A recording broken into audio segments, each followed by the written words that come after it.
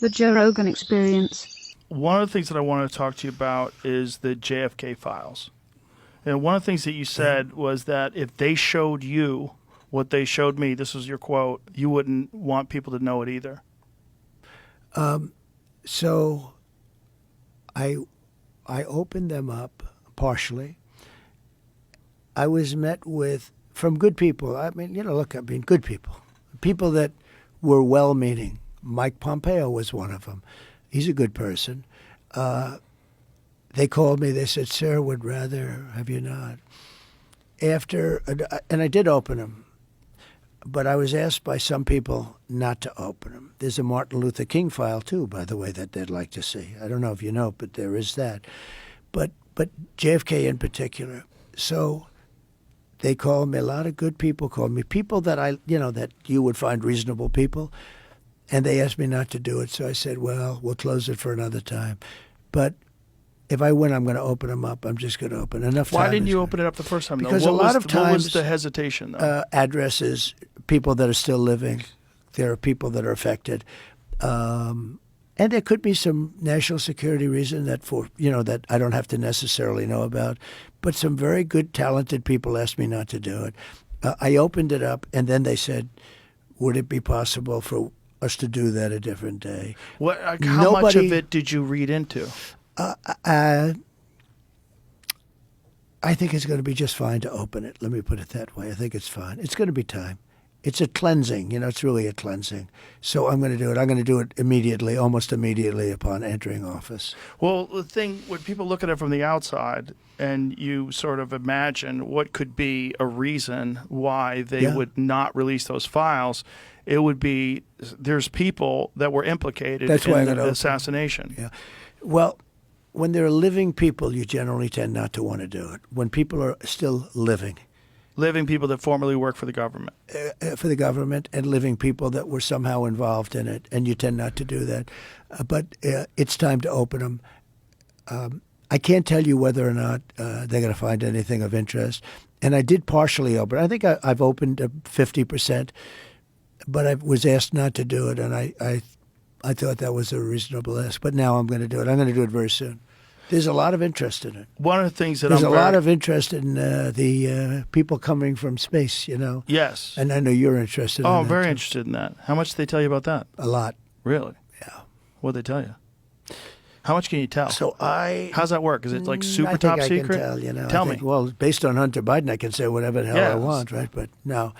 But I interviewed a few people. It's never been my thing, I have to be honest. I have never been a believer. I have people that Area 51 or whatever it is. I think it's the #1 tourist attraction in the whole country or something. Area 51 in Las Vegas. Do you know that, right? Sure. I know what it is. So anyway, but it's a big tourist thing. So I interviewed jet pilots that say they saw something. If you saw them, you'd love to have them as your I've had son. a couple in here. Commander David Fravor. Yeah. I had him in, who had that sighting in 2004. Very compelling with video evidence, radar evidence. Ryan Graves. I don't believe his name, but I interviewed jet pilots that were solid people. Perfect. I mean, great pilots, great everything. And they said, we saw things, sir, that were very strange. Like a round ball, but it wasn't a comet or a meteor. It was something. And it was going 4 times faster than an F-22, which is a very fast plane, And it was round, which is, in theory, a great shape. So when you were talking to these people, was this something that you were compelled to have conversations about? Was this your personal interest? No, a little bit. It's not a great interest for me, but it's a little interest. I get that question as much as almost any question. Do you think that we have aliens coming, flying around or whatever? What do you think? There's no reason not to. I mean, there's no reason not to think that Mars and all these planets don't have life, because Mars, we've had probes there and rovers, and I don't think there's any life there. Well, maybe it's life that we don't know, but maybe there was life there at one point in time. This is a speculation about Mars, that Mars had an atmosphere at one point in time, a long time ago, that could support life. It also had large bodies of water, but we've had no evidence of even bacterial life that exists on Mars. But it's universe not is been a pretty big vast. thing for me. I mean, when I looked at what China did to this, they would have never done it with me, where they put the balloon up, and a lot of people thought for a little while that was Right. one of these things. So, Well, that's a lot of the speculation too. That some of these drones that hover be. over battleships, that these are Chinese drones, and that they're not could be. UFOs. They could be also. There's some super But I sophisticated. did interview, let's say, 3 or 4 guys that, and without tremendous interest, if you had them, as I said, you'd love to have them as your children. Solid, beautiful people.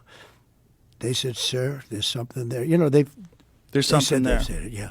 Yeah, I've talked to quite a few of They're them. not conspiracy guys. Well, I mean, just the Commander David Fravor thing in 2004 off the coast of San Diego, they clocked that thing going Yeah. from 50,000 feet above sea level to 50 in a second. Yeah. They don't know what it is. That's tough to beat. Yeah, they saw something in the water. It was hovering over that something that was making a disturbance in the water. They got video evidence of this thing. 2 different fighter jets with pilots in them saw it. There's, visual evidence, photographic evidence, video evidence, radar evidence. Whatever the hell it is, it moves in a way that would turn a human being into jello if they were inside of it. The G-force, no one would survive. Oh, so the what G-force. is that? And it doesn't have a heat signature. They don't know what their propulsion system was. But When you fly in some of these jets, these pilots have to be in great shape. oh yeah, I flew with When the you're Blue talking Angels about- once. Yeah, Yeah, as I an got to example. fly. I guess and it's those an are older, FA-18. and those are older machines. And they're crazy. When you fly in some of these things, Oh, my it's God. amazing. Yeah, but Yeah, I you can imagine. You got to be special.